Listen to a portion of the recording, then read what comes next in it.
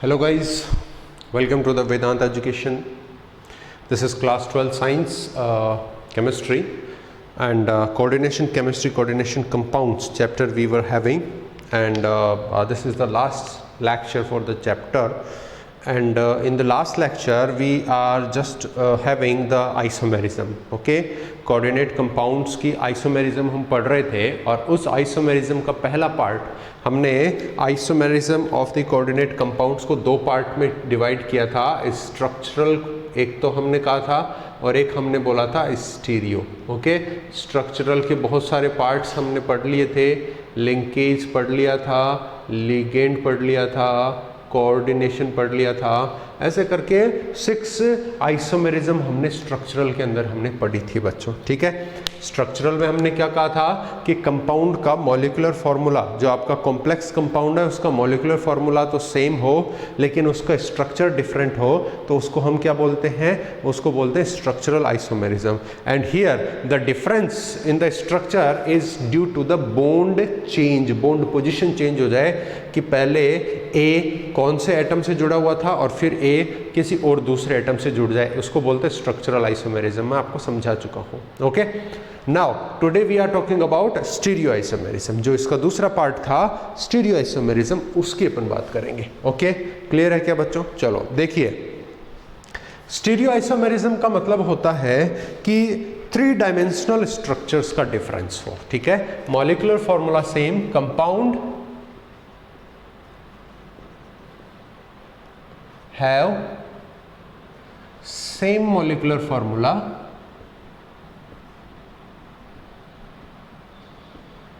but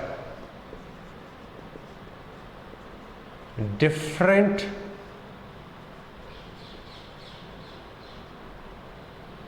arrangement of groups in 3 dimension।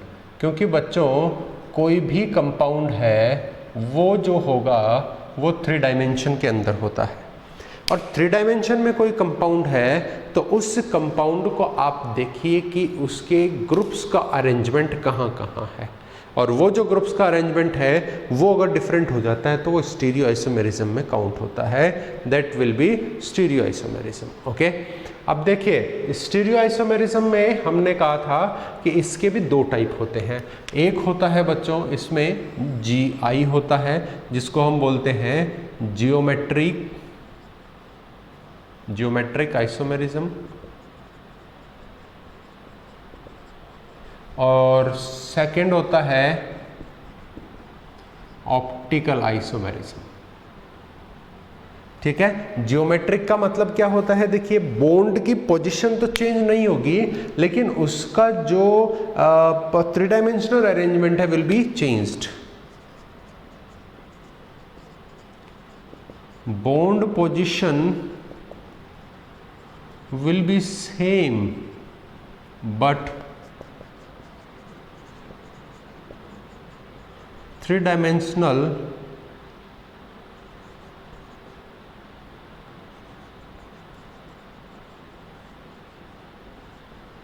Arrangement is changed.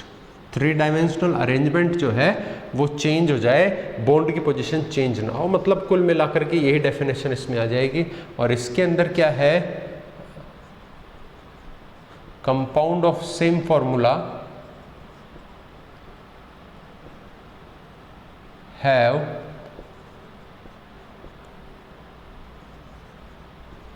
Rotation of plane polarized light in different direction। ठीक है, मतलब 2 कोई compounds हैं वो आपस में ऑप्टिकल आइसोमर कब होंगे, जब एक तो क्या करता है, 1 रोटेट्स इन डेक्स्ट्रो रोटेशन। ठीक है, एक कंपाउंड तो क्या करता है, डेक्स्ट्रो रोटेशन, और दूसरा क्या करता है, लीवो रोटेशन। समझिए बात को। तो आपके पास जो दो कंपाउंड्स जो आपस में ऑप्टिकल आइसोमर्स हैं वो क्या कर सकते हैं, वो आपकी प्लेन पोलराइज्ड लाइट को या तो राइट साइड में रोटेट कर सकते हैं या तो उसको वो लेफ्ट साइड में रोटेट कर सकते हैं।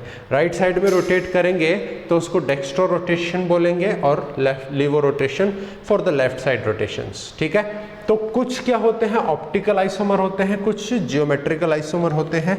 जियोमेट्रिकल आइसोमर्स को हम GI से लिखेंगे, आगे ध्यान रखना, एंड ऑप्टिकल आइसोमर्स को हम OI से लिखेंगे, ध्यान रखना इस बात का। ठीक है, ओके और अब ये जो आइसोमर्स हैं बच्चों, ध्यान देना, समझ में आ गया ना इतना। अब ये जो आइसोमर्स हैं, इन आइसोमर्स को हम 3 टाइप की जियोमेट्री में देखेंगे, क्योंकि जो हमारे पास कॉम्प्लेक्स कंपाउंड्स थे उसके अंदर अगर आप 4 कोऑर्डिनेशन नंबर की बात करते हैं तो उसमें तो आप क्या देखते हैं कि 2 टाइप की जियोमेट्री बनती है, एक स्क्वायर प्लेनर बनती है और दूसरी टेट्राहेड्रल बनती है। और अगर आप ऑक्टाहेड्रल की बात करते हैं तो उसके अंदर क्या है, 6 कोऑर्डिनेशन नंबर से ऑक्टाहेड्रल ज्योमेट्री बनती है। तो जनरली हमारे पास क्या हो गया, अब 3 ज्योमेट्री हो गई हैं, उन तीनों ज्योमेट्री में हम GI एंड OI चेक करेंगे। ठीक है, देखिए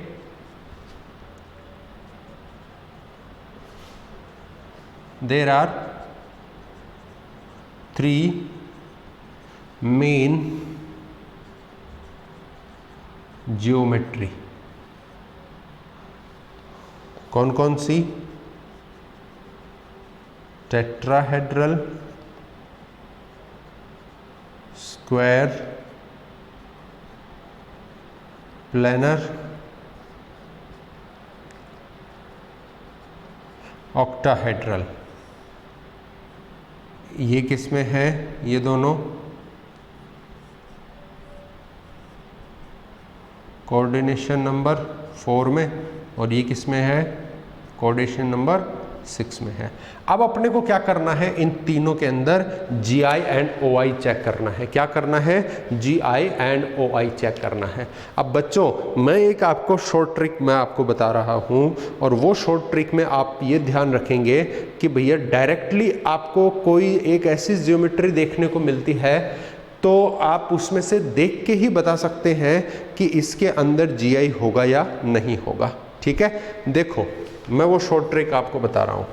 सबसे पहले हमारे पास मैं ज्योमेट्री लिखता हूँ, मेरे पास सबसे पहले मैं लिखता हूँ कि स्क्वायर प्लेनर। ठीक है, दूसरी मैं लिखता हूँ इसमें टेट्राहेड्रल, और फिर लिखता हूँ मैं इसमें ऑक्टाहेड्रल। ठीक है, इन 3 जियोमेट्री के लिए हम क्या करने जा रहे हैं, GI और OI देखने जा रहे हैं। तो इनके अंदर सब में एक एक ऐसी कंडीशन होती है जिसमें आपको ज़्यादा मेहनत करने की आवश्यकता ही नहीं है।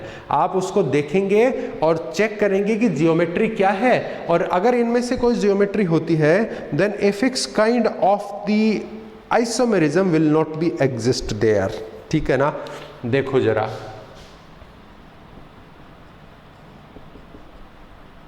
ठीक है, देखो अगर मैं कहता हूं कि आपके पास में जो ज्योमेट्री है वो कैसी है, स्क्वायर प्लेनर है। सपोज कीजिए you are having a square planar geometry, तो उसमें आपको GI होगा या नहीं होगा वो आपको इसमें ध्यान देना है।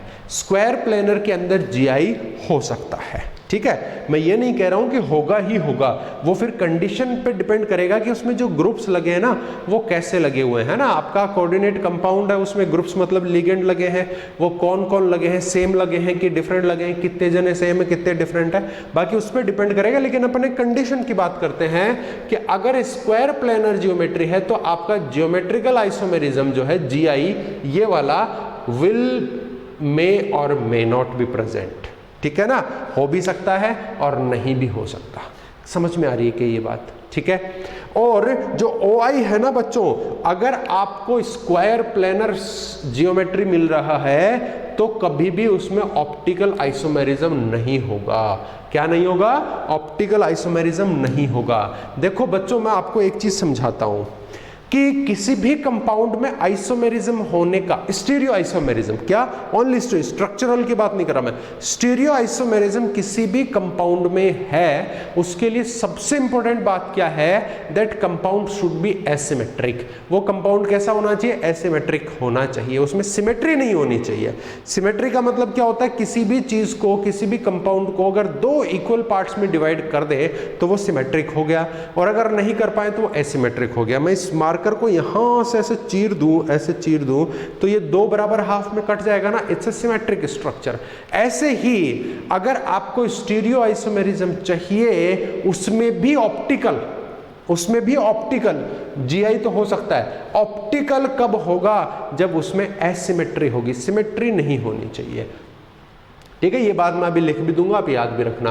तो स्क्वायर प्लेनर में जीआई हो भी सकता है और नहीं भी हो सकता, लेकिन ऑप्टिकल तो आंख मीच के ही कैंसिल कर देना है। आपको कोई स्क्वायर प्लेनर एग्जांपल दे दे और पूछे कि भैया इसमें क्या ऑप्टिकल आइसोमर होंगे या नहीं होंगे, तो आप चेक करो कि 4 कोऑर्डिनेशन नंबर के साथ अगर DsP2 हाइब्रिडाइजेशन है तो स्क्वायर प्लेनर होगा, और स्क्वायर प्लेनर तो OI को आंख मीच के बंद कर दो, काट दो उसको, है ना। ये ध्यान रखना कि वो कहीं 4 लिगेंड तो देख लिया आपने और उसको कहीं काट डालो। 4 लिगेंड का टेट्राहेड्रल भी बनता है ना sp3 हाइब्रिडाइजेशन के साथ, टेट्राहेड्रल में OI होगा, मैं कभी मना नहीं कर रहा हूँ, टेट्राहेड्रल अब आ रहे हैं अपन। ठीक है, अब देखो टेट्राहेड्रल अगर आ गया आपके पास जियोमेट्री, तो जियोमेट्रिक आइसोमेरिज्म तो कभी भी नहीं हो सकता, आंख मीच के काट दो। क्या टेट्राहेड्रल अगर आ जाता है तो जीआई कभी भी नहीं हो सकता। अभी मैं दोनों में समझाऊंगा कि स्क्वायर प्लेनर में ये क्यों नहीं हो सकता और टेट्रा में ये क्यों नहीं हो सकता, बाकी जो हो सकता है उसके तो एग्जांपल देखेंगे। ठीक है, और टेट्राहेड्रल के अंदर OI क्या होगा, हो भी सकता है और नहीं भी हो सकता। वही दो बात क्यों, या तो होगा या नहीं होगा, हो भी सकता है नहीं भी हो सकता। क्यों, क्योंकि अब डिपेंड किस पे करेगा, वो ग्रुप्स के ऊपर। अगर सारे ग्रुप सेम हो गए तो फिर उसमें वो नहीं होगा। ठीक है, और ऑक्टाहेड्रल की बात आप करते हो तो उसके अंदर जीआई भी हो सकता है और OI भी हो सकता है। क्यों, क्योंकि ग्रुप्स अगर सेम आ गए तो नहीं होंगे और डिफरेंट आ गए तो जीआई OI दोनों होंगे। ये वाला फॉर्मूला जो है ना बच्चों, इसको दिमाग में फिट कर लेना।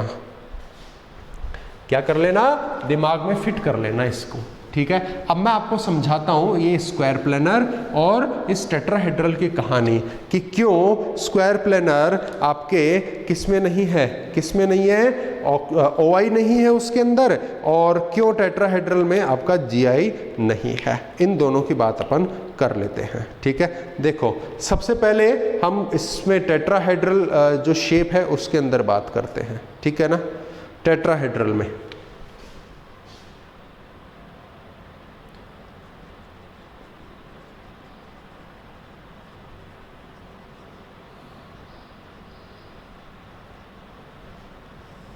अगर आपके पास कोई टेट्राहेड्रल आ गया है तो उसमें आपको चेक करना है कि भैया क्या होगा, जीआई होगा या नहीं होगा, या फिर इसके अंदर ऑप्टिकल होगा या नहीं होगा, वो चीज़ आपको चेक करनी है। ठीक है, देखो टेट्राहेड्रल अगर है तो जीआई तो हो ही नहीं सकता है। ठीक है, इसका मतलब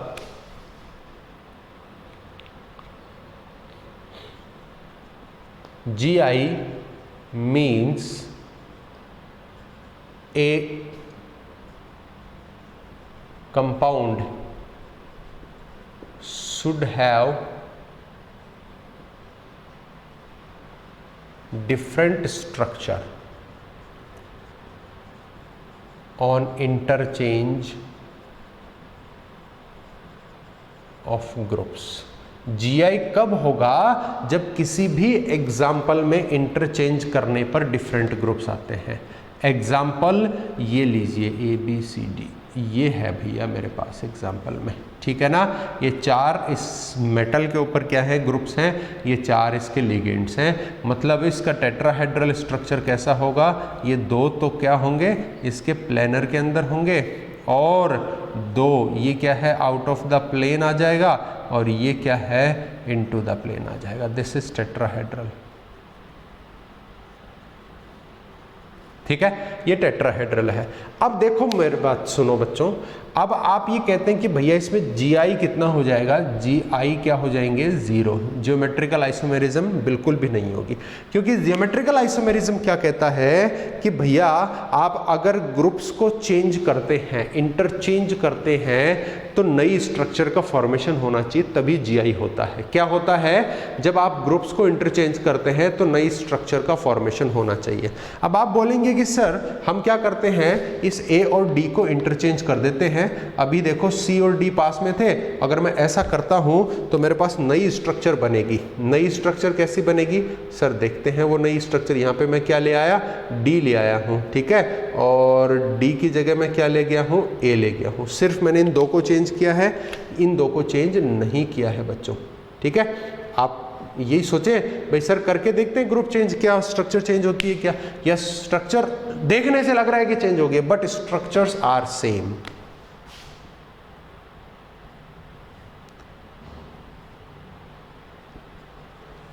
These both structure are same. So in tetrahedral no GI, कोई भी GI नहीं होगा। क्यों, अब ये बोलेंगे सर सेम कैसे, ये तो समझाइए। तो आप बच्चों गौर करो कि टेट्राहेड्रल स्ट्रक्चर में सभी बॉन्ड एंगल कितने होते हैं, 109 डिग्री 28 मिनट्स होते हैं। कितने होते हैं, 109 degree 28 minutes. This is the most stable structure which is having largest bond angles with the 4 groups, ठीक है। देखिए, because in tetrahedral all bond angles are 109 degree 28 minutes, ठीक है। सभी क्या है, अब तो इसका मतलब क्या हुआ, अभी A और B क्या है, कितने एंगल पे है, 109 डिग्री 28 मिनट्स पे ही है ना। अब मैंने क्या किया, A को उठा के मैं D की जगह ले गया, तो बच्चों अब भी तो ये A इस B के साथ में क्या होगा, 109 डिग्री 28 मिनट्स पे ही तो होगा। क्या इसमें बॉन्ड एंगल बदल रहा है, नहीं बदल रहा, तो स्ट्रक्चर कहां से बदलेगी। So no change in structure में कोई चेंज नहीं है। सो नो GI, तो कोई GI नहीं होगा। अब मैं आपको स्ट्रक्चर समझा देता हूं बच्चों, ठीक है। ये तो एक प्लेन के ग्रुप्स हो गए, A और B हो गया, ठीक है ना, समझिए A और ये B हो गया, ठीक है ना। दिस इज आउट, आपकी तरफ आ रहा है, आउट ऑफ द प्लेन हो गया, and this is into the plane. ये लीजिए बच्चों, ये है आपका टेट्राहेड्रल स्ट्रक्चर। ये देखो, ये वाला ग्रुप और ये वाला ग्रुप तो क्या है, थोड़ा सा आपको अलग लग सकता है, हाथ में रुकेंगे नहीं ना इतने। 1 और 2 ये दोनों ग्रुप क्या है, A और B है, जो क्या है, प्लेन के ऊपर है। ये ग्रीन वाला प्लेन के बाहर आ रहा है, तो वहां कौन है, C, ठीक है ना। इस स्ट्रक्चर में कौन है, ये C, और ये जो अंदर जा रहा है ना ये वाला, ये कौन है, D। अब आप ये देखिए कि मैंने A, B, D और C यहाँ पे किसकी जगह बदली है, मैंने A और D की जगह बदली है। ये A रहा और ये D रहा। मैं A को D की जगह लेके जाता हूँ बच्चों, A को मैं D की जगह लेके जाता हूँ, ये ले गया। देखो D कहाँ आ गया, प्लेन पे आ गया, किसके साथ, इस C के साथ में, और ये जो ऊपर था वो कहाँ गया, अंदर। समझ में आ रही है क्या बात। क्या मैंने बॉन्ड एंगल बदला क्या इनके बीच में, कोई बॉन्ड एंगल नहीं बदला ना। ये A जो पहले ऊपर था वो पहले भी इन सब के साथ 109 डिग्री 28 मिनट था, अब भी उतने पे, ये बॉन्ड एंगल तो नहीं बदला है बच्चों, ठीक है। ये जो D पहले यहाँ पे था इनटू द प्लेन, सबके साथ 109 डिग्री 28 मिनट्स पे था, अब भी उतने पे ही है, कोई बॉन्ड एंगल नहीं बदला है। इसका मतलब स्ट्रक्चर को आप कैसे भी घुमा दीजिए, टेट्राहेड्रल स्ट्रक्चर को आप कैसे भी घुमा दीजिए, उसके अंदर कोई बॉन्ड एंगल नहीं बदलता है। इसका मतलब स्ट्रक्चर में कोई चेंज नहीं है, और इसीलिए टेट्राहेड्रल दिखते ही आंख मीच के आपको काट देना है कि नो GI। टेट्राहेड्रल दिखते ही आपको कहना है कि नो GI हो ही नहीं सकती, चाहे तो आप ग्रुप्स को यहां सेम कर दो, चाहे तो डिफरेंट कर दो। बताइए मेरी बात समझ में आ रही है क्या, आपको समझ में आई। अब ये देखिए, लेकिन टेट्राहेड्रल में OI तो हो सकता है ना बच्चों, हो भी सकता है और नहीं भी हो सकता, ध्यान देना। बट in tetrahedral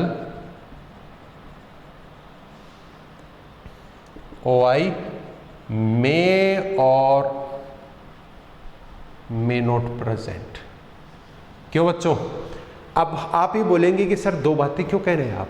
मे और मे नोट का मतलब क्या है कि अब वो उसके ग्रुप्स पे डिपेंड करेगा। अगर आप एग्जांपल यही वाला लेते हैं ABCD तो बच्चों OI होगा, और अगर आपने एग्जांपल ले लिया क्या LA4 तो इसमें नहीं होगा, नो OI प्रेजेंट। क्यों? क्योंकि एक मैं बहुत ही खास बात, बहुत ही बड़ी बात मैं यहां पे लिख रहा हूं कि ऑप्टिकल आइसोमेरिज्म, ऑप्टिकल हमेशा काम में आएगी, optical isomerism need the asymmetry in molecule. Molecule में एसिमेट्री जब तक है तब तक उसके अंदर क्या रहेगा, उसके अंदर क्या रहेगा, ऑप्टिकल आइसोमेरिज्म रहेगा। एंड द किरेल सेंटर, और उसमें क्या होना चाहिए, किरेल सेंटर होना चाहिए। मतलब ऐसा सेंटर हो जिसमें चारों ग्रुप अलग अलग जुड़े हुए हो। कैसा सेंटर हो? जिसमें चारों ग्रुप अलग अलग प्रेजेंट हो। बोलिए बात समझ में आती है क्या? तो देखो टेट्राहेड्रल में तो दो ही कहानी है, खत्म टेट्राहेड्रल का। क्या GI तो होगा ही नहीं। हमने समझ लिया कि भैया जब बॉन्ड एंगल हमेशा उसके 109 डिग्री 28 मिनट है तो उसमें स्ट्रक्चर में आप चेंज कर ही नहीं सकते। ग्रुप को उठा उठा के फेंक दीजिए, कहीं भी लगा दीजिए, कोई फर्क नहीं पड़ने वाला। GI always not present in the tetrahedral. OI को चेक कीजिए, OI के भी दो ही केस है। क्या केस है? जब तक चारों ग्रुप डिफरेंट नहीं होते हैं तो ऑप्टिकल आइसोमेरिज्म हो ही नहीं सकती है। उसी को हम क्या बोलते हैं, एसिमेट्री या किरेल सेंटर होना। वो सेंटर जिसमें चार अलग अलग ग्रुप लगे हैं that will be the chiral centre, और उसी केस में OI प्रेजेंट हो गया, otherwise OI can not be present. दोनों एग्जांपल देखिए, मैं इनकी टेट्राहेड्रल स्ट्रक्चर्स ड्रॉ करता हूं बच्चों। ये मेटल है, ठीक है, इधर से A, इधर से B, out of the plane C into the plane D। इसका स्ट्रक्चर देखिए, A out of the plane A into the plane A। अरे भैया आप देखो क्या किरेल सेंटर को स्टार से दर्शाते हैं। किरेल सेंटर प्रेजेंट है, प्रेजेंट। इसका मतलब क्या हो गया, हैविंग एसिमेट्री OI प्रेजेंट। बस ये चीज अगर दिख जाए ना आपको, और टेट्राहेड्रल में कब दिखेगी, जब आपको चारों ग्रुप अलग होंगे। एक भी आपने कहा कि भैया सेम हो गया, मान लो आपने कहा ABCA, दो A कर दिए, खत्म खेल, वहीं पे खेल खत्म हो जाएगा। मैं आपको समझाता हूं, सारी चीजें समझाता हूं, आप ध्यान रखिए बस। इसमें अगर ऐसा एग्जांपल हो, चारों सेम है या चाहे दो भी सेम है ना, तो यहां पे क्या आ जाएगा, नो एसिमेट्री या फिर किरेल सेंटर। भैया इसमें सिमेट्री है, एसिमेट्री नहीं है, और किरेल सेंटर भी नहीं है, नो OI। अरे ऑप्टिकल आइसोमेरिज्म प्रेजेंट नहीं हो सकती। तो टेट्राहेड्रल का तो खेला खत्म। GI तो कतई नहीं हो सकता, OI हो सकता है। OI कब हो सकता है, जब उसमें चारों ग्रुप अलग हो, किरेल सेंटर हो, एसिमेट्री हो, तो ही OI हो सकता है। नहीं तो आप ये ले लो, क्या ले लो रे, A3B M A2B2 M ABCD। अब जरा ध्यान से देखिए, चारों ग्रुप अलग OI है, चारों सेम OI नहीं है, तीन सेम एक अलग OI नहीं है, दो सेम A और दो अलग कर दीजिए तो भी OI नहीं हो सकता। नो OI इसमें होगा, चारों अलग अलग हो गए। देखो बच्चों, बात समझ में आ गई ना? तो टेट्राहेड्रल में OI हो भी सकता है और नहीं भी हो सकता। ये वर्ड हमने क्यों बोला था, क्योंकि अगर आपके टेट्राहेड्रल में किरेल सेंटर है, एसिमेट्री है, चारों ग्रुप अलग अलग है, in that case OI will be there. अगर कोई दो भी अगर सेम हो गए, OI खत्म। तो OI आपको टेट्राहेड्रल में समझ में आया और GI आपको समझ में आया। बोलो आपको बात समझ में? अच्छा, मैं वो चीज बताता हूं। देखो, इफ प्लेन ऑफ सिमेट्री। ये मैं आपको एक चीज समझाता हूं बच्चों, और यही वर्ड मैं आगे बोलूंगा, POS, प्रेजेंट इन मॉलिक्यूल। अगर ये बातें बड़ी इंपॉर्टेंट है, लिख लेना इनको। Then no OI। अगर प्लेन ऑफ सिमेट्री प्रेजेंट है ना बच्चों मॉलिक्यूल में, तो OI नहीं हो सकता। अब आप बोलेंगे कि यहां प्लेन ऑफ सिमेट्री बताइए। प्लेन ऑफ सिमेट्री का मतलब ऐसा प्लेन जिस प्लेन से आप मॉलिक्यूल को दो बराबर भागों में काट सकते हैं, उसको बोलते हैं प्लेन ऑफ सिमेट्री। देखिए क्या टेट्राहेड्रल है, दोनों प्लेन के अंदर, ये प्लेन से बाहर, ये प्लेन से अंदर। अब अगर आप ये कहेंगे कि सर चारों ग्रुप अलग अलग हैं, तो आप इसको दो बराबर भागों में काट सकते हैं क्या? नो वे, ऐसे काटूंगा, ये दो अलग चले गए, ये दो अलग चले गए, सेम तो है ही नहीं, मतलब एसिमेट्री है, OI होगा।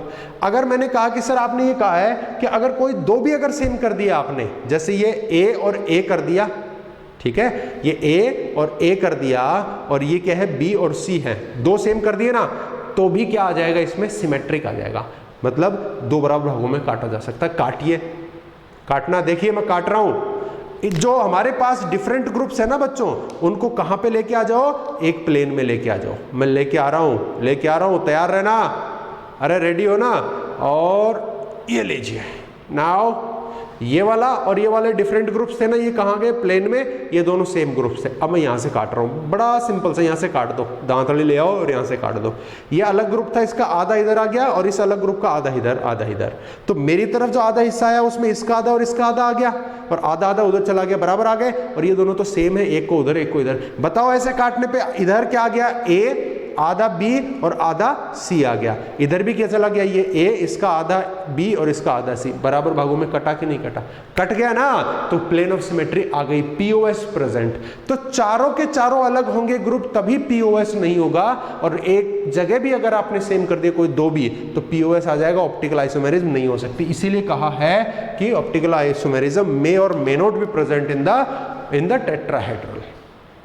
तो अगर चारों डिफरेंट है ना, तो एसिमेट्री होगी और किरेल सेंटर होगा, तभी उसमें POS प्रेजेंट नहीं है, और आपका वो ऑप्टिकल आइसोमेरिज्म शो करेगा। और अगर इनमें से कोई भी दो समान हो गए, तो प्लेन ऑफ सिमेट्री आ जाएगा, POS आ जाएगा, किरेल सेंटर नहीं रहेगा, सिमेट्रिक हो जाएगा compound, and OI will not be present. बोलो बच्चों, समझ में आया कि नहीं आया? टेट्राहेड्रल में आपको ये समझ में आया क्या? GI नहीं होगा, कभी भी नहीं हो सकता, और OI कब होगा और कब नहीं होगा। बोलो समझ में आता है कि नहीं आता है? डन? आ गया ना समझ में? और वो ऊपर की तरफ मैंने जो बहुत इंपॉर्टेंट बात लिखी है ऑप्टिकल आइसोमेरिज्म के लिए, वो आपको देखनी है, वो आपको समझनी है। चले बच्चों आगे बढ़ते हैं, ठीक है, आगे बढ़ते हैं। दूसरी आप देखिए, ये geometry, square planar. Square planar में OI तो आंख मीच के काटनी है। क्या करना है? आंख मीच के काटनी है। एक हो गया है बच्चों, क्या? टेट्राहेड्रल ज्योमेट्री हो गया है। अब मैं चलता हूं, कहां चलता हूं? कहीं नहीं जा रहा हूं मैं, यही रहने वाला हूं, यही रहने वाला हूं। देखो जरा, देखो जरा, इन स्क्वायर प्लेनर ज्योमेट्री, ठीक है। स्क्वायर प्लेनर ज्योमेट्री के अंदर मैंने एग्जांपल ले लिया बच्चों, MABCD, वो ही ले लिया, ठीक है। स्क्वायर प्लेनर स्ट्रक्चर कैसा है? ऐसा है, यो ये है स्ट्रक्चर इसका, स्क्वायर प्लेनर का। अब आप गौर कीजिए कि स्क्वायर प्लेनर में आंख मीच के किसको काटना है? ऑप्टिकल को काटना है ना, ऑप्टिकल को काटना है स्क्वायर प्लेनर में आंख मीच के। अब ऑप्टिकल को क्यों काटना है, पहले वो समझते हैं हम। क्यों काटना है ऑप्टिकल को, क्या कारण है? क्योंकि हमने यहां लिखा है कि कंपाउंड एसिमेट्रिक होना चाहिए, उसमें किरेल सेंटर होना चाहिए, उसमें POS नहीं होना चाहिए। आप बोलेंगे कि सर सेंटर जो M है उसके चारों ग्रुप अलग अलग है, देन इसमें तो किरेल सेंटर है सर, फिर ये क्यों ऑप्टिकल क्यों नहीं दर्शाएगा, क्यों आंख मीच के काट रहे हो?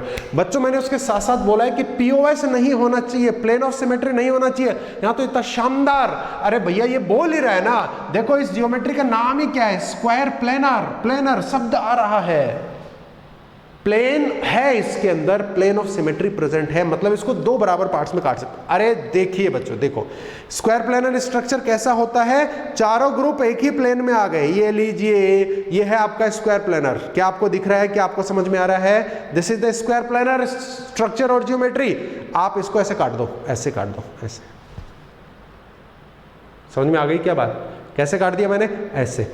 चारों अलग अलग A B C D, चारों का आधा आधा हिस्सा ऊपर वाले प्लेन में आ गया और आधा आधा हिस्सा नीचे। दो बराबर भाग कटे कि नहीं कटे? कटे कि नहीं कटे? और अगर दो बराबर भाग मॉलिक्यूल के कटते हैं तो उसमें क्या प्रेजेंट है? पीओएस प्रेजेंट है। पीओएस प्रेजेंट है तो एसिमेट्री नहीं रहेगी, ऑप्टिकल आइसोमेरिज्म कभी भी नहीं होगा, कभी भी नहीं होगा।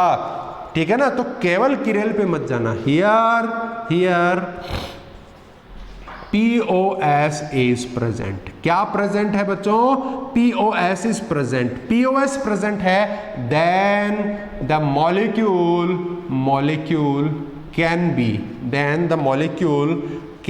be divided or separated in two same parts। So no optical isomerism, so no OI, कभी भी नहीं हो सकता। देख लो जरा, स्क्वायर प्लेनर OI कतई नहीं हो सकता। ठीक है ना? और GI इसमें हो सकता है बच्चों। क्या हो सकता है? GI हो सकता है। उसके लिए अपन क्या करेंगे? अलग अलग स्ट्रक्चर्स देखेंगे, GI में और may not present in square planar।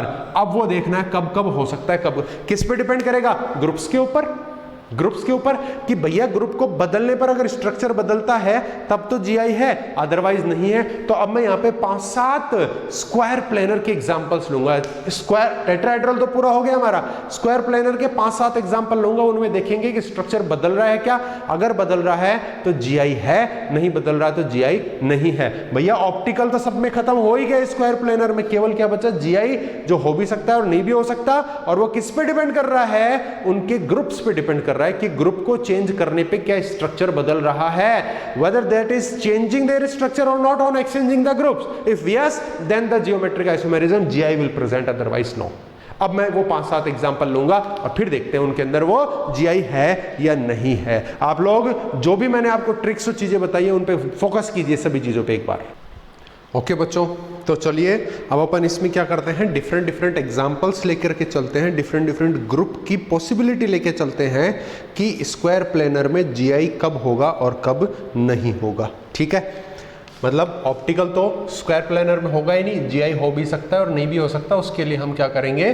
Groups लेकर के देखते हैं। पहला एग्जाम्पल देखिए क्या है।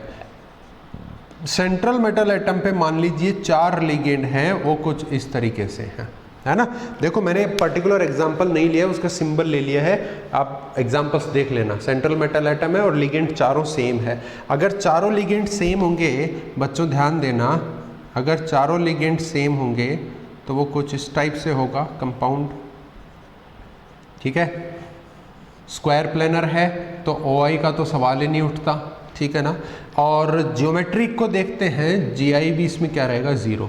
क्योंकि बच्चों ध्यान दो कि अगर आप इनमें से किसी ग्रुप को एक्सचेंज करते हैं तो कोई नई स्ट्रक्चर बनती है क्या? नहीं बनेगी, सारे के सारे सेम है। आप इसको उठा के यहाँ ले जाओ और इसको यहाँ लेके आओ, फिर भी चारों के चारों उसी पोजीशन पे रहेंगे, चारों ग्रुप सेम है।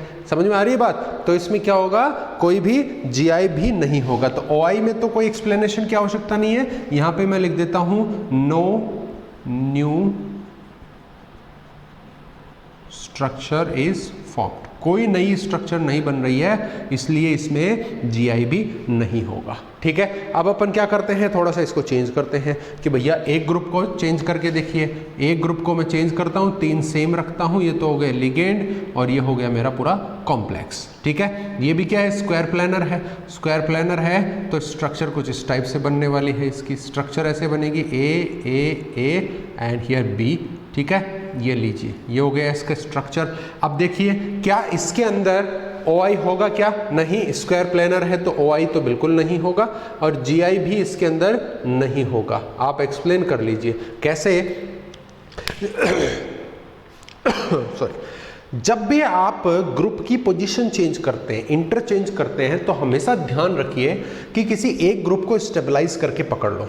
तो मैंने इस एक ग्रुप को स्टेबलाइज करके पकड़ लिया, इसको नहीं छेड़ना है। अब इनमें से किन्हीं को एक्सचेंज करके देख लो, ठीक है। और कभी भी दो पास वाले सेम ग्रुप को एक्सचेंज नहीं करना है, ध्यान देना। एक और मैं आपको मंत्र देता हूं, don't exchange two same adjacent group. मतलब बच्चों अगर वो ग्रुप डिफरेंट है, आई एम सॉरी, एडजेसेंट का मतलब क्या है? अड़ोसी पड़ोसी। ये एडजेसेंट है, ये एडजेसेंट है, ये एडजेसेंट है। तो एडजेसेंट ग्रुप्स को चेंज मत करो, जो ग्रुप्स कैसे हैं? सेम है। एक तो मूल मंत्र ये है, और दूसरा क्या है?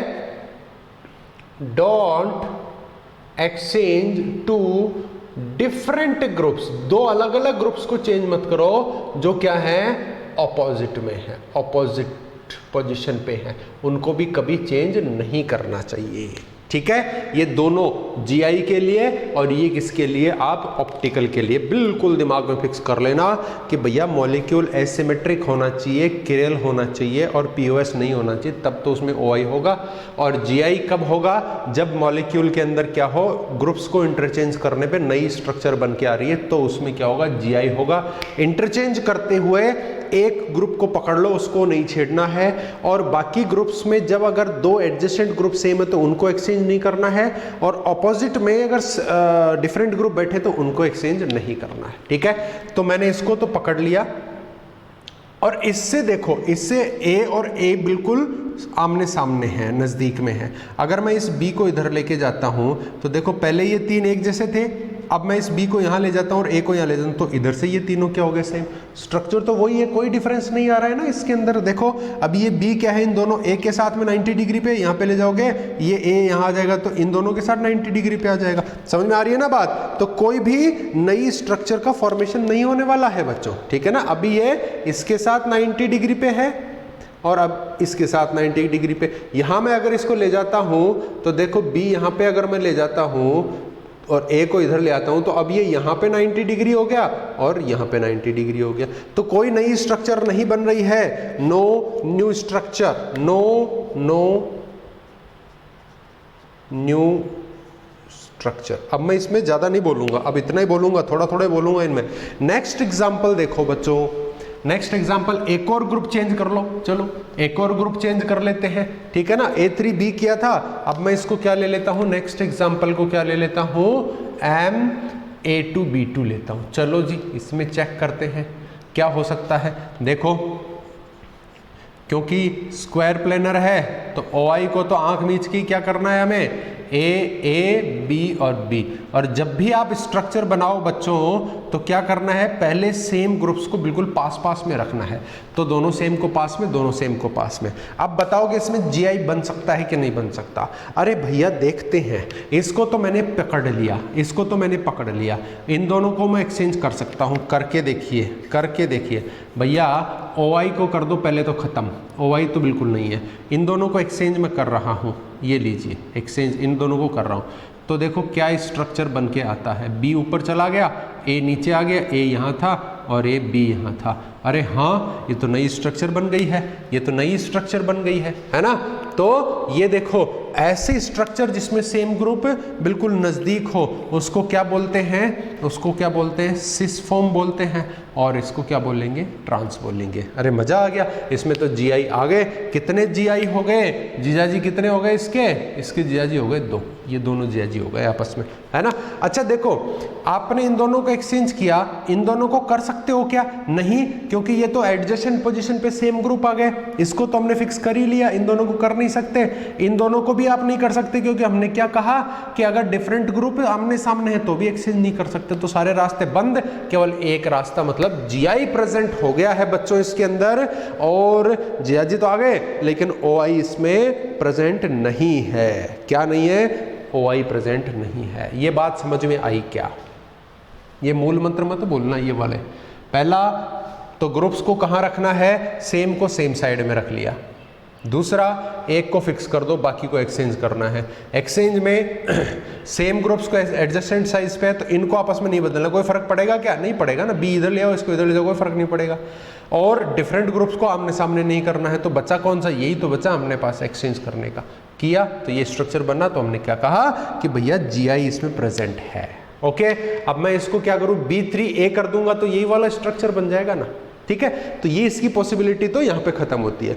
अब मैं क्या करता हूँ, इसमें कोई नया स्ट्रक्चर देखता हूँ। चारों अगर अलग होंगे, चारों अगर अलग होते हैं तो देखो क्या बन सकता है। GI क्या 2 ही रहेंगे या कुछ ज़्यादा हो सकते हैं? चलिए जी चेक करते हैं। चारों A B C D अगर चारों सेम कर दिए तो फिर तो नहीं हो सकता ना GI भी, क्योंकि चारों सेम होंगे तो नई स्ट्रक्चर ही नहीं बनेगी। देखो जरा, ये मेटल हो गया A B C and D, ठीक है, ये तो मैंने बना लिया। पहला मूल मंत्र क्या कहता है, इसको फिक्स कर लो, कर लिया साहब। अब मैं क्या करता हूं, पहला एक्सचेंज देखना बच्चों कहां कर रहा हूं मैं, पहला एक्सचेंज इन दोनों के बीच में करता हूं, ठीक है। देखो सेंट्रल मेटल एटम, इसमें A को फिक्स कर रखा है, D को ऊपर ले आया, B को नीचे ले गया और C अपनी जगह है। एक स्ट्रक्चर तो ये बन गई, देखो अलग है ना, यहाँ D B और C के साथ 90 पे, अब D किसके आ गया, A और B के साथ 90 पे आ गया। अब हमेशा एक चीज और ध्यान रखना बच्चों, एक्सचेंज जब भी करो एक से ज्यादा बार तो नई स्ट्रक्चर में कभी छेड़खानी मत करना, पुरानी स्ट्रक्चर में ही, पहली स्ट्रक्चर में ही एक्सचेंज करना। तो एक एक्सचेंज करके ये किया। दूसरा एक्सचेंज क्या मैं ऐसे कर सकता हूं क्या? नहीं, क्योंकि इसको तो हमने फिक्स कर लिया है। क्या ऐसे कर सकता हूं क्या? नहीं, क्योंकि ये अपोजिट ग्रुप्स कहां है, डिफरेंट ग्रुप अपोजिट डायरेक्शन पे है, तो मूल मंत्र इसको भी मना करता है। एक और ये मेरे पास बच रहा है, देखो एडजेसेंट बट डिफरेंट ग्रुप है, सेम होते तो नहीं कर सकता था, यहां कर सकता हूं। तो एक मैं ग्रीन वाले से यहां कर रहा हूं, यहां पे मैंने एक और एक्सचेंज किया बच्चों। यहां अगर एक और एक्सचेंज करता हूं तो ए को तो मैंने फिक्स कर रखा है, बी इधर आ गया, डी को इधर लेके आ रहा हूं, ये डी हो गया और यहां क्या हो गया, ये सी हो गया। क्या बच्चों अलग स्ट्रक्चर बन रही क्या? अभी देखो सी डी और ए के साथ 90 पे है, अब ये सी क्या हो गया, बी और डी के साथ 90 पे आ गया। अब कोई और एक्सचेंज बचा क्या इसमें? ये हो गया, ये हो गया, ये हो नहीं सकता, ये हो नहीं सकता, अरे नहीं हो सकता, तो बस बात खत्म। बात क्या खत्म? बात ये खत्म कि भैया ओ आई तो आंख मीच करके 0 और जी आई कितने, जीजाजी कितने इनके 3 जीजाजी हो गए। बोलो बच्चों समझ में आती है कि नहीं आती है बात? बात समझ में आ रही है या नहीं आ रही? बहुत सिंपल सी कहानी है, बस इसके अंदर जो फैक्टर है ना, कॉन्सेप्ट जो है ना भाई, कहाँ से कहाँ एक्सचेंज अपने को कर पाना है और कहाँ से कहाँ नहीं करना है, उस चीज़ पे फोकस करके रखिएगा। एग्जाम्पल्स आप पुट कर लेना इसके अंदर, है ना, डोंट टू वरी। एग्जाम्पल्स में कभी चिंता ही मत करना। मान लो ये क्या होता, मेटल की जगह में रख देता निकेल, चारों ग्रुप अलग कर दो, एक Cl, एक Br, एक I और एक F, ये लो, ये हो गया साहब एग्जाम्पल इसका, है ना। तो एग्जाम्पल में तो चिंता ही मत करिए, कभी भी कोई चिंता नहीं है, कभी कोई चिंता नहीं है, ठीक है। अब अपन क्या करते हैं, ये तो सारे मोनोडेंटेड थे, एक एक लोन पेयर, एक एक लिगेंड देने वाले लिगेंड्स थे, मोनोडेंटेड थे। आगे बढ़ते हैं कि क्या इस स्क्वायर प्लेनर में कोई 2 दांत वाला भी है क्या? है क्या कोई 2 दांत वाला? बाइडेंटेड भी है क्या? चलिए अभी देखते हैं, उसको भी देखते हैं कि बाइडेंटेड के साथ कैसा केस इसमें जनरेट हो रहा है। चलिए बच्चों बाइडेंटेड भी देखते हैं। मान लीजिए कि मेरे पास एग्जाम्पल क्या है, एग्जाम्पल, सीधा example, central metal atom A और ये लीजिए बच्चों, इसको गौर से देखना, ये जो है ना बड़ी खास चीज है। ये ए का मतलब क्या है, ये ए क्या है, एक बाइडेंटेड लिगेंड है मेरे बच्चों, ध्यान देना, ये बाइडेंटेड लिगेंड है बच्चों, ठीक है ना। ए का मतलब क्या है, ये आपस में जुड़े हो, बाइडेंटेड हुआ कि नहीं हुआ, और वो भी कितने हैं, 2 हैं, तो एक में 2 लोन पेयर, तो 2 में कितने, 4 लोन पेयर हो गया ना, 4 वाला, और वो कैसा है, स्क्वायर प्लेनर है। अब देखो जरा, जब भी आपके पास ऐसा केस आए तो उनको आप जोड़ दीजिए, कोई दिक्कत नहीं है। ये लो, ये लो, ये मैंने जोड़ दिया, ये जोड़ दिया, ठीक है, ये दोनों तो आपस में जुड़े हुए हैं। और दूसरा मैं इधर से जोड़ देता हूँ, ये इसका लोन पेयर, ये इसका लोन पेयर, इधर से जोड़ा, इधर से जोड़ा, ये देखिए ये स्ट्रक्चर मेरे पास बन के आता है, ठीक है। अब देखो इसमें एक्सचेंज करिए बच्चों।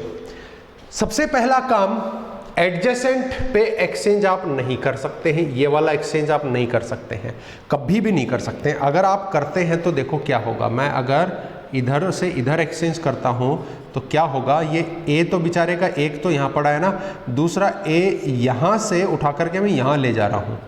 ध्यान देना बच्चों, ये ए से और ये दोनों क्या है, आपस में जुड़े हुए हैं, ठीक है। इसका ये एक ए यहाँ है और ये वाले को यहाँ लेके जा रहा हूँ, ये ओहो हो, ये तो कमाल हो गया।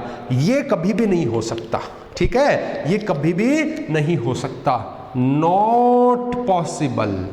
ये ऐसा एक्सचेंज कभी पॉसिबल नहीं हो सकता, because at 180 degree no bidentate possible. कोई भी बाइडेंटेड लिगेंड ऐसे आपको नहीं दिखेगा 180 डिग्री पे आमने सामने, मतलब ऐसे टांगे टूट नहीं जाएंगी क्या बेचारे की। ये ऐसे खड़ा था, देखो ऐसे ऐसे खड़ा है, आपने क्या किया, टांगों को खींच करके पूरा लेटा दिया इसको, तो टांगे टूट नहीं जाएगी बेचारे की, टूट जाएंगी ना। जबड़े को बिल्कुल सीधा कर दिया, अरे टूट जाएगा ऐसे, क्या मारोगे क्या बेचारे लिगेंड को, नहीं है पॉसिबल। तो ऐसा एक्सचेंज पॉसिबल नहीं है, मतलब ये जीआई तो हो ही नहीं सकता, ठीक है क्या, ठीक है क्या। अच्छा, आपने ये यहाँ किया तो यहाँ पे भी पॉसिबल नहीं है, और इसको यूं घुमाओगे तो अरे तो दोनों सेंटर सेम है, क्या फर्क पड़ता है, यूं घुमाओगे तो दोनों सेंटर सेम है, चलो काम खत्म, काम खत्म। क्या, जैसे कि ये क्या है, स्क्वायर प्लेनर है तो ओआई तो खत्म हो ही गया, और भैया जीआई को हमने खत्म कर दिया कि भैया एक यही पॉसिबल था जो 180 डिग्री पे जाने के कारण नहीं हो सकता है। बोलो बात समझ में आई क्या, बोलिए आपको बात समझ में आती है कि नहीं आती है, ठीक है ना। तो इस टाइप से कोई भी अगर क्वेश्चन आता है तो उसमें भी ये पॉसिबल नहीं है। चलो इसको मैं थोड़ा सा और बदलता हूं, let us talk about a different case. इसको मैं थोड़ा सा और बदलता हूं कि मेरे पास एग्जाम्पल जो है बच्चों वो कैसा आ जाए, AB2 टाइप का आ जाए। AB2 टाइप का मतलब समझ रहे हैं बच्चों, क्या है AB2 टाइप का मतलब, लिगेंड देखो कैसा है, A और B, इसके जो दोनों डोनर्स एटम है ना वो अलग अलग हो गए। अब यहाँ पे कुछ ना कुछ होगा बच्चों, क्योंकि डिफरेंस बनता हुआ नजर आ रहा है, डिफरेंस बनता हुआ नजर आ रहा है। देखो सेंट्रल मेटल एटम है ना, ये देखिए, ये देखिए, ये देखिए, कमाल होते हुए कमाल हो गया। कमाल कैसा हो रहा है जरा देखिए, ये A और हियर इट इज B। अब जरा देखिए मैं क्या कह रहा हूं, मैं क्या कह रहा हूं कि ये वाला एक्सचेंज तो पॉसिबल नहीं है ना, नॉट पॉसिबल। चलो जी इसका तो खेला खत्म, OI का वैसे ही खेला खत्म है, क्योंकि ये क्या है, स्क्वायर प्लेनर है। ये वाला पॉसिबल नहीं है तो ये वाला भी पॉसिबल नहीं है, तो ये बचा मेरे पास। इसको करूं तो क्या होगा, बाप बोलोगे इसमें तो नहीं किया ऐसे, ये वाला, अरे भैया करके क्या कर लोगे, दोनों सेम एटम है ना, वही बात रहेगी। यहां हो सकता है। सो एक्सचेंज देखिए मैं कहां कर रहा हूं, जरा गौर से देखिएगा, है ना, यहां से यहां मैं एक्सचेंज करता हूं तो देखो क्या हो गया, अरे देखिए क्या हो गया, ये कमाल हो गया। पहले A ऊपर था, B ऊपर हो गया, A इधर हो गया, ओहो हो, ये है आपका, ये है आपका सिस फॉर्म, ये लो जी नई स्ट्रक्चर बन गई। तो ये वाला हो सकता है, पॉसिबल हो गया ना बच्चों। देखो पहले ये B A के सामने था, B के सामने आ गया, तो GI जीजाजी इनके भी कितने हैं, 2, सॉरी 0 नहीं 2 जीजाजी हैं। बोलो समझ में आई क्या, बड़ा मजा आ रहा है ना, इंटरेस्टिंग चीजें है ना, ठीक है। तो ये जो मूल मंत्र है उनका ध्यान रखिए कि जब भी आप स्ट्रक्चर बनाओ तो जो सेम ग्रुप है उनको सेम साइड में रखो, साफ रख देंगे। फिर दूसरा क्या है, एक्सचेंज करने के लिए एक ग्रुप को फिक्स कर दो, कर देंगे, एक ग्रुप को फिक्स कर दिया। फिर क्या करना है, एक्सचेंज कभी भी दो सेम ग्रुप जो एडजेसेंट पोजीशन पे उनको नहीं करना है, नहीं करेंगे। फिर क्या करना है, डिफरेंट ग्रुप अगर ऑपोजिट डायरेक्शन पे है तो उनका एक्सचेंज नहीं करना है, ठीक है।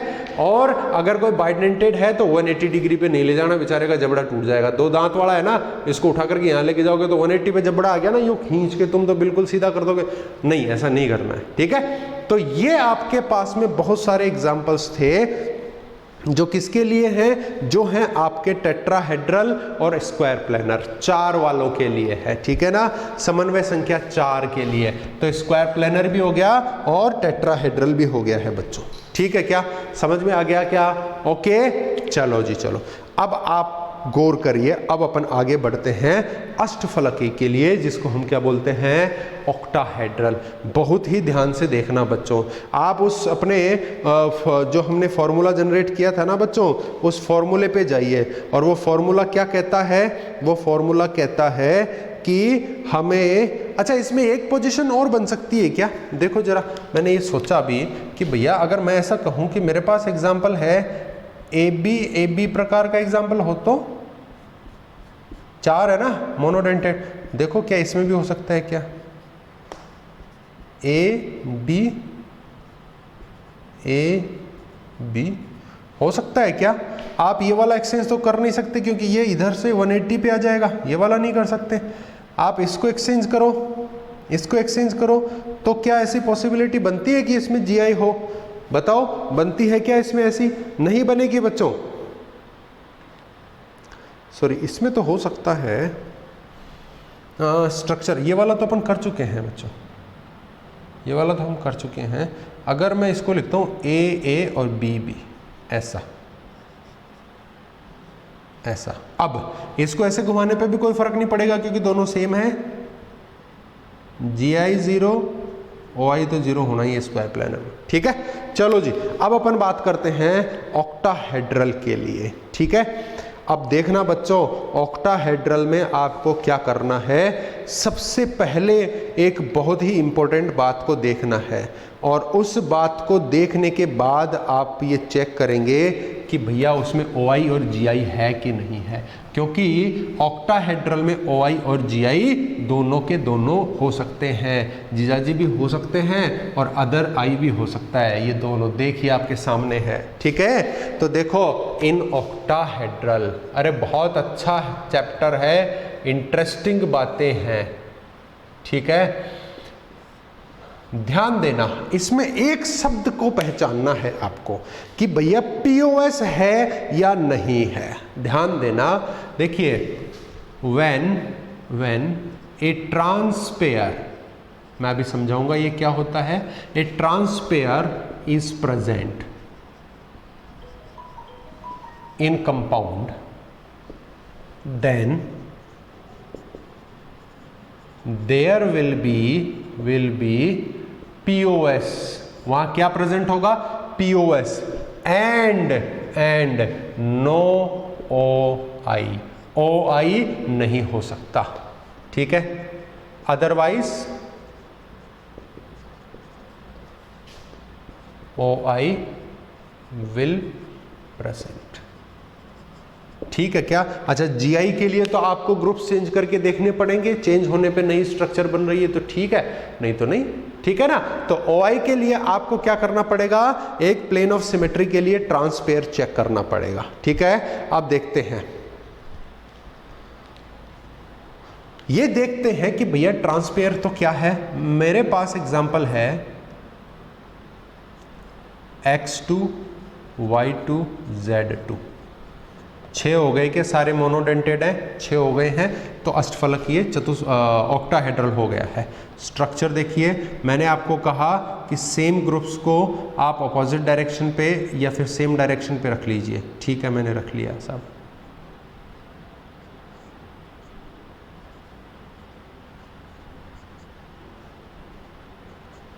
ये बन गई अपनी ऑक्टाहेड्रल स्ट्रक्चर। अब इस ऑक्टाहेड्रल स्ट्रक्चर में देखो, Z is at Z groups are trans pair, वो क्या है, ट्रांसपेयर हैं। क्यों? क्योंकि जब भी दो सेम ग्रुप ऑपोजिट डायरेक्शन में आ जाए, क्या हो जाए, जब भी दो सेम ग्रुप ऑपोजिट डायरेक्शन में आ जाए, देखो दोनों सेम ग्रुप ऑपोजिट डायरेक्शन में आ गए, ये ट्रांसपेयर कहलाते हैं। What are these are trans pairs. और जब भी एक भी ट्रांसपेयर, यहाँ पे 3 बन सकते हैं, मैं इस y को यहां ले जाता है ना, और इस x को यहां ले जाता, तो ये भी ट्रांसपेयर हो जाता, y यहां जाता तो आमने सामने सेम हो गया, x यहां ले जाऊं तो आमने सामने, 3 ट्रांसपेयर हो सकते हैं। लेकिन 3 को मत देखो बच्चों, एक भी ट्रांसपेयर आ गया तो प्लेन ऑफ सिमेट्री है, ठीक है ना। So here POS present, so no OI, तो ऑप्टिकल आइसोमेरिज्म खत्म, POS आते ही खत्म। अब आप ये समझिए कि भैया ट्रांसपेयर होने से ऐसा क्या हुआ। ध्यान देना बच्चों, ऐसी स्ट्रक्चर बनाओ, x y तो कहाँ है, प्लेन पे है, ये लेना बच्चों, ये एक्स एक्स एक ही प्लेन में, ये वाई वाई और ये वाई वाई, ये लो बच्चों, ये तो क्या हो गए चारों X X Y Y, planar structure बन गई। पूरी प्लेनर नहीं है, हाथ में एडजस्ट इतना नहीं हो सकता, समझने की बात है बस, ठीक है। इमेजिनेशन स्ट्रोंग होना चाहिए आप लोगों का।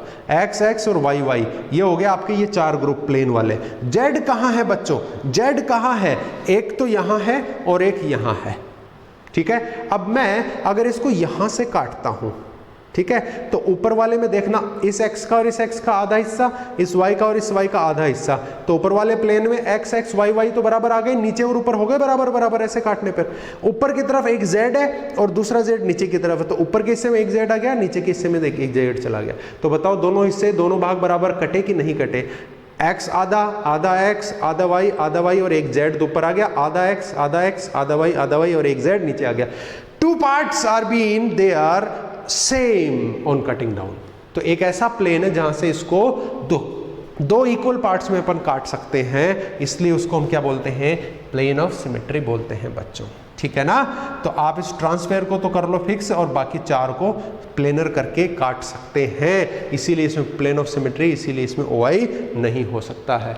तो आपको क्या करना है, प्लेन ऑफ सिमेट्री चेक करनी है, और प्लेन ऑफ सिमेट्री चेक करके आप ये देखेंगे कि भैया उसके अंदर क्या प्लेन ऑफ सिमेट्री है नहीं है। और कैसे देखेंगे आप, ट्रांसपेयर से देख लो, एक ट्रांसपेयर ही इसमें रास्ता है। समझ में आ गई क्या बात? अब मैं एग्जाम्पल लेता हूं बच्चों अलग अलग, और उन एग्जाम्पल से हम देखेंगे कि क्या हमारे पास में उस एग्जाम्पल में GI और OI है क्या। एग्जाम्पल MA6, लिगेंड कौन है बच्चों, A, कितने हैं 6, क्योंकि ये ऑक्टाहेड्रल है, ठीक है। MA6 लिगेंड्स हो गए हैं। चलो जी, अगर हो गए हैं तो बहुत ही अच्छी बात है। इसके अंदर OI और GI अपन चेक करते हैं, चलो चेक करें। देखो ए और ए, ये तो 4, पांचवा और ये छठा। देखो जी, अरे तीन तीन trans pair trans pair trans pair trans pair trans pair present, POS present, OI 0, POS आते 0 है ना। GI चेक करो बच्चों, इसमें GI चेक करो। आप क्या कर सकते हैं, ऑपोजिट इनको एक्सचेंज कर सकते हैं, कोई फायदा नहीं है। इनको कर सकते हैं, इनको कर सकते हैं, किसी को भी एक्सचेंज कर लो, कोई फायदा नहीं, क्योंकि सारे क्या हैं, सेम है, तो कोई नई स्ट्रक्चर नहीं बन रही है। मैं क्या करता हूं, A5B, एक को चेंज कर लिया मैंने, ठीक है ना। देखो 1 2 3 4 5 और ये छठा क्या है, B। क्या ट्रांसपेयर बन रहे हैं क्या, यस ट्रांसपेयर। देखो ट्रांसपेयर POS OI क्या हो जाएगा, 0, है ना। अब देखो जरा, पहले आपको ये स्ट्रक्चर भी समझ में आनी चाहिए कि यहाँ पे ग्रुप्स के बीच में बॉन्ड एंगल क्या है। ये चारों जो है इनका आपस में 90 डिग्री है, ये इन चारों के साथ 90 पे है और ये इन चारों के साथ 90 पे। कैसे, ये चार जो A है ना वो कहाँ है, 1 2 3 4, एक प्लेन पे, तो आपस में क्या है इनका 90 डिग्री का एंगल है। और ये पांचवा A क्या है, देखो 90 डिग्री पे है, और नीचे B है वो भी क्या है 90 डिग्री पे। मतलब ऑक्टाहेड्रल में भी सभी कहाँ होते हैं, 90 डिग्री के एंगल पे होते हैं। भाई आप इस B को कहीं पे ले जाके रख लो, यहाँ पे रखोगे तो भी सबके साथ 90 पे, यहाँ पे रखोगे तो भी सबके साथ 90 पे है।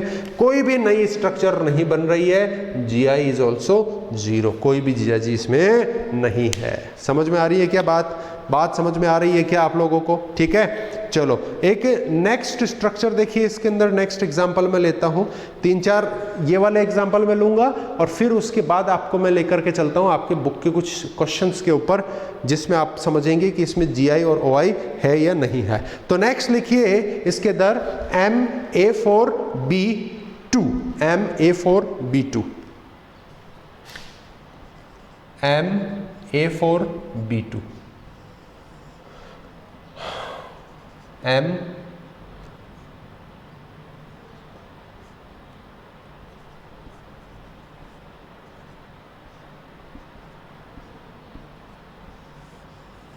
अरे OI तो क्या कर दूं मैं, 0, किसकी वजह से, ट्रांसपेयर की वजह से खत्म हो गया ना इसमें, तो OI ये देखो ट्रांसपेयर आ गया, ये ट्रांसपेयर आ गया, तो OI का तो मामला ही खत्म हो गया।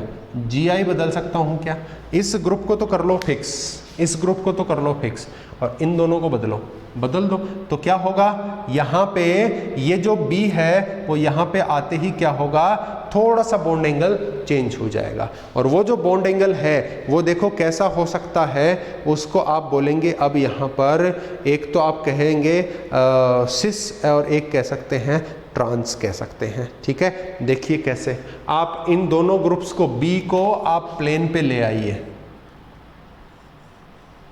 B A M है ना,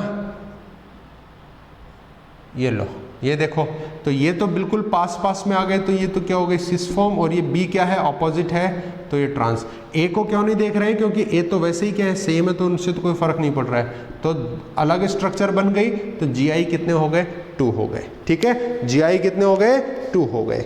ओके, अब जरा अपन कोई स्ट्रक्चर देख लें, इसके अंदर कोई आपकी बुक का एग्जाम्पल देख लेते हैं, बड़े सिंपल हैं, उसमें जो एग्जाम्पल है ना बच्चों, आप उनको क्या कर सकते हैं, इसके ऊपर फिट कर लीजिए। किसके ऊपर फिट कर लीजिए, जैसे देखो, जैसे इसके अंदर आपके फिट हो जाएगा कोबाल्ट NH3 4 टाइम्स और Cl2। देखो यहाँ पे जो B है ना 2 टाइम्स, ये B जो है ना 2 टाइम्स, ये तो कौन हो गया, Cl, तो यहाँ पे Cl हो गया, यहाँ पे Cl हो गया, और बाकी क्या हो गया, NH3 हो गए। तो इसमें क्या हो सकता है, सिस एंड ट्रांस, ये 2 स्ट्रक्चर्स का फॉर्मेशन इसमें हो सकता है। समझ में आ गई बात, तो ये ऐसा ही स्ट्रक्चर है। ऑक्टाहेड्रल समझ में आ रहा है ना, ऑक्टाहेड्रल।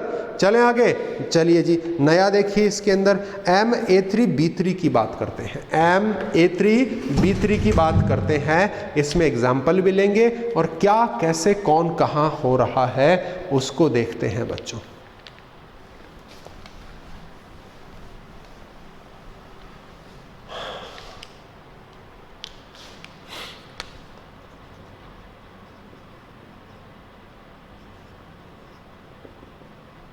MA3B3 देखिए, MA3B3 एग्जाम्पल भी आप ले सकते हैं, जैसे आपने ले लिया कोबाल्ट, 3 तो क्या हो गए NH3 और 3 हो गए Cl, ऐसा ही है ना, ऐसा ही एग्जाम्पल है।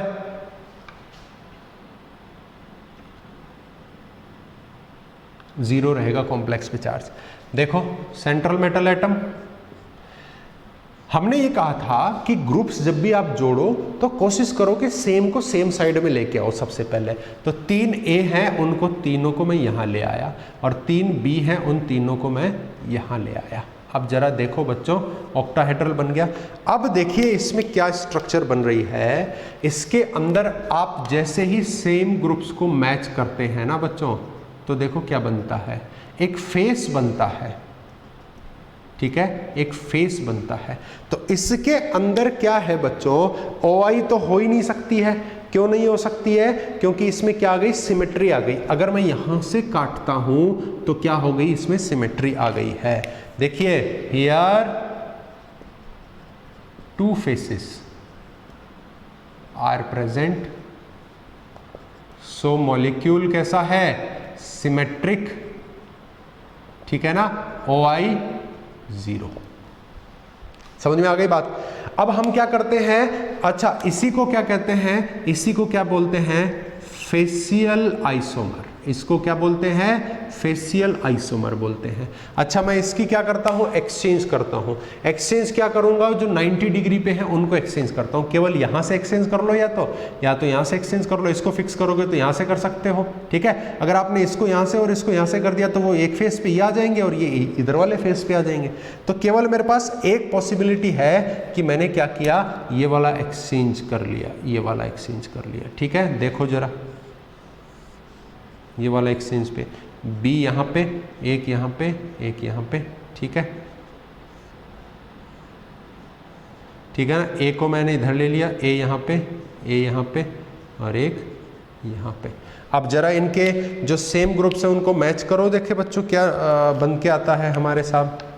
देखो B को आपने मैच किया ऐसे, और A को जब मैच किया तो ऐसे। बच्चों देखिए क्या है, here faces are crossing to each other. भैया यहाँ पे क्या कर रहे हैं, फेस आपस में काट रहे हैं, तो क्या हो जाएगा, ऑप्टिकल आइसोमेरिज्म उसी प्लेन की वजह से। अच्छा यहाँ पे एक चीज देखो, यहाँ पे काट रहे हैं तो इसको क्या बोलेंगे, सो नोन एज क्या हो जाएगा, ये GI तो 2 हो गई है बच्चों, नोन एज इसको क्या बोलते हैं, मेरीडोनियल ज्योमेट्री, है ना। तो देखो इसमें क्या हो गया बच्चों, एक ये और एक ये, तो GI इक्वल्स टू 2 OI, इसमें 0, ये ऑप्टिकल इनएक्टिव है, ये भी इनएक्टिव हुआ क्योंकि इसमें ट्रांसपेयर है। देखो ट्रांसपेयर प्रेजेंट होगा तो OI इक्वल्स टू 0। OI देखो ट्रांसपेयर आ गया ना, तो OI क्या हो जाएगा, 0। ये बात समझ में आई क्या, ठीक है। तो स्ट्रक्चर बनाने से पहले सेम ग्रुप को सेम साइड में रख करके आपने देखा एक प्लेन ये है, एक प्लेन ये है, यहाँ से काट सकते हैं, OI खत्म हो गया। लेकिन ये एक जियोमेट्रिक स्ट्रक्चर है, हमने यहाँ पे एक्सचेंज किया, ये बना, इसको फेसियल इसको मेरीडोनियल, तो ये दोनों GI तो हो गए, लेकिन OI दोनों में नहीं है, इसमें ट्रांसपेयर की वजह से और इसमें प्लेन की वजह से। इसमें आप काट तो नहीं सकते 2 बराबर पार्ट में, ऐसे काटोगे तो इसमें क्या है AAB और इसमें क्या है BBA, ऐसे नहीं काट सकते है ना, इसको काट सकते हैं। तो इसमें प्लेन ऑफ सिमेट्री वैसे नहीं है, लेकिन किसकी वजह से आ गई है, ट्रांसपेयर की वजह से प्लेन ऑफ सिमेट्री है, और इसमें OI नहीं है। बोलो बात समझ में आ रही है कि नहीं आ रही है, ठीक है क्या, okay, are you getting the point, समझ में आ रहा है ना। बस कुछ एक एग्जांपल्स और हैं, लेक्चर्स अब काफी लंबे होने वाले हैं, थोड़े बड़े लेक्चर्स आपको पढ़ने हैं बच्चों। देखिए लास्ट में इसके अंदर एग्जांपल लेके चल रहा हूं, that is for the bidentate ligand. वो क्या है, बाइडेंटेड लिगेंड्स के लिए है, MA2B2C2, ठीक है। मैं क्या ले रहा हूं, MA2B2C2, इसकी जगह मैं ले लेता हूं एक MAA थ्राइस। देखना बच्चों, ध्यान देना स्ट्रक्चर के ऊपर,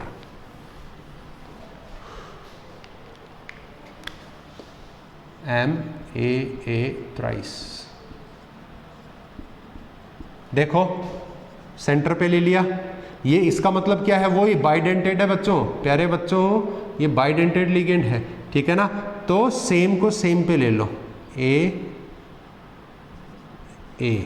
एक, ठीक है, और दूसरे को आप यहां लो, ये देखो, ये ऐसा हो सकता है, आप अगर ऐसे कर देते ना, यहाँ A और यहाँ A, इन दोनों को जोड़ देते तो वो जबड़ा फाड़ने वाली बात हो गई 180 पे, ऐसे नहीं आ सकता था, ये ऐसे यहाँ नहीं आ सकता था, ठीक है, ऐसे आ सकता है। और यहाँ वाला किसके साथ, अपने पड़ोसी के साथ, ये देखिए ऐसे, ये है आपके पास में इसका स्ट्रक्चर।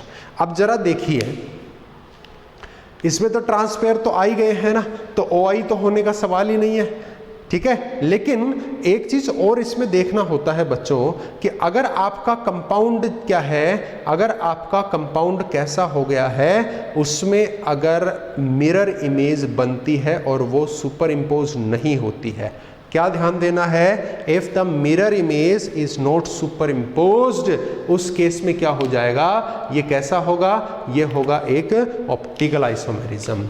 देखो ऐसे में मिरर इमेज बनाना है आपको।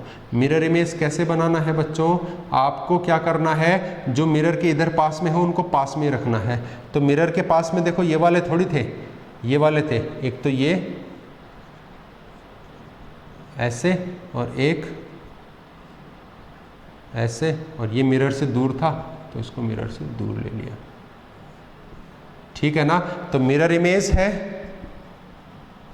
Mirror image not super imposable, ठीक है ना। ये जो मिरर इमेज है ना, ये आपस में एडजस्ट नहीं होती, इसको उठा करके इस पे रखोगे तो फिट नहीं बैठेगी, सो OI, ठीक है। ऑप्टिकल आइसोमर कितने हो गए, 2, एक ये और एक ये, ठीक है। GI 0, GI 0, क्यों 0 क्यों बच्चों, 0 क्यों, अब देखो आप ऐसे एक्सचेंज करते हैं तो कोई फर्क नहीं पड़ेगा, सेम है, AA है, ठीक है। किसी को भी आप इसको उठा करके आप यहाँ लेके आते हैं तो इसको आपको यहाँ लेके जाना पड़ेगा, तो कोई फर्क नहीं पड़ेगा, सारे के सारे ग्रुप सेम है, ठीक है। इसका एग्जाम्पल भी आप ले सकते हैं, इसका एग्जाम्पल देखो क्या हो सकता है, M ऑक्सैलिक एसिड ले लो 3, ठीक है।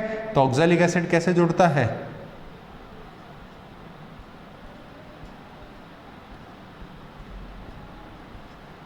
ऐसे ही तो जुड़ता है बच्चों, ये रहा, ऐसे ऑक्जेलिक एसिड जुड़ जाएगा 3 इसके साथ में, ठीक है ना।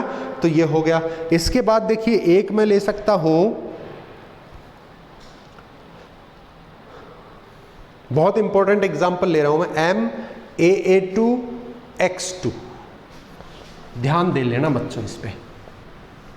MAA2 मतलब AA मतलब एक तो बाइडेंटेड लिगेंड है, MAA2 ये तो बाइडेंटेड लिगेंड है, और 2 क्या है इसमें, मोनोडेंटेड है, तो 2 ये और इसके 2 दूना 4 ये, 4 लोन पेयर यहाँ से हो गए।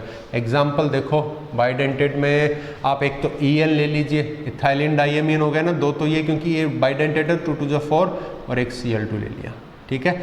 अब देखना जरा, मैं इसी का एग्जाम्पल यहाँ बनाता हूँ। सेंट्रल मेटल एटम ले लीजिए आप, कोबाल्ट, तो कोबाल्ट के ऊपर क्या है, एक तो EN है, सेम को सेम साइड में ले लो।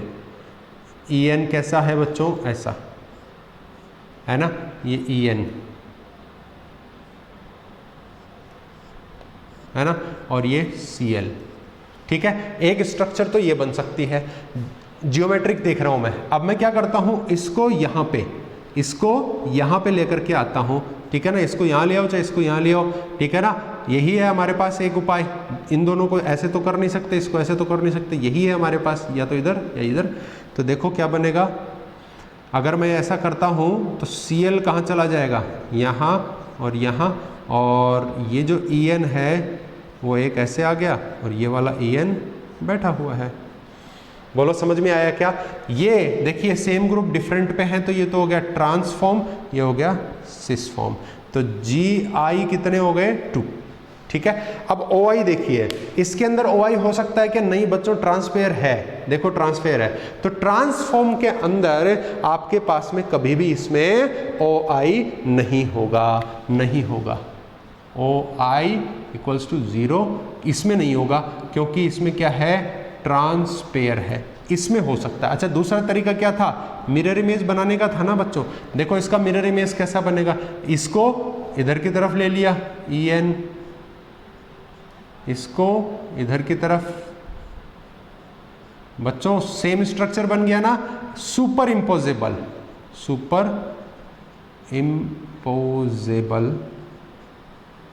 इमेज कैसा है, सुपर इम्पोजेबल है। इसका मतलब कभी भी ऑप्टिकल एक्टिव नहीं हो सकता, ऑप्टिकल आइसोमर नहीं होगा अगर सुपर इम्पोजेबल इमेज है तो। पहले ही पता लग गया ट्रांसपेयर की वजह से। इसका बना के देखो,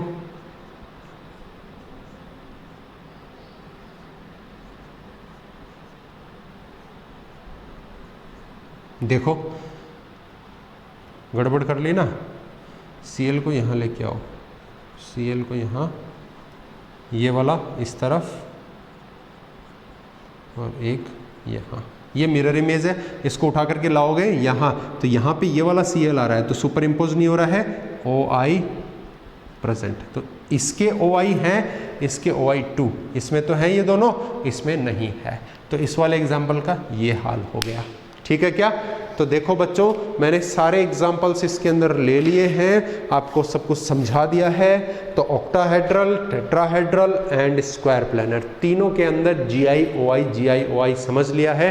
लास्ट में लाइट भी चली गई, वो कह रही है कि लेक्चर बहुत बड़ा हो गया सर, थाम दो, अब बख्श दो बच्चों को। ठीक है, बख्श दिया, मतलब ये चैप्टर भी फिनिश्ड हो गया है। ओके बच्चों, thank you very much for watching. बहुत संयम से देखने के लिए थैंक यू। पॉज करके इस आइसोमेरिज्म को वापस पढ़िएगा, बहुत इंटरेस्टिंग है, आगे भी काम में आएगी और आपके कंपटीशन एग्जाम्स में भी काफ़ी काम में आता है। ठीक है, लाइट वापस आ गई, बहुत पॉजिटिव बात बोली ना कंपटीशन एग्जाम्स की, इसलिए लाइट वापस आ गई। ठीक है, चलिए मिलते हैं नए चैप्टर के साथ नेक्स्ट लेक्चर के अंदर, तब तक के लिए थैंक यू वेरी मच।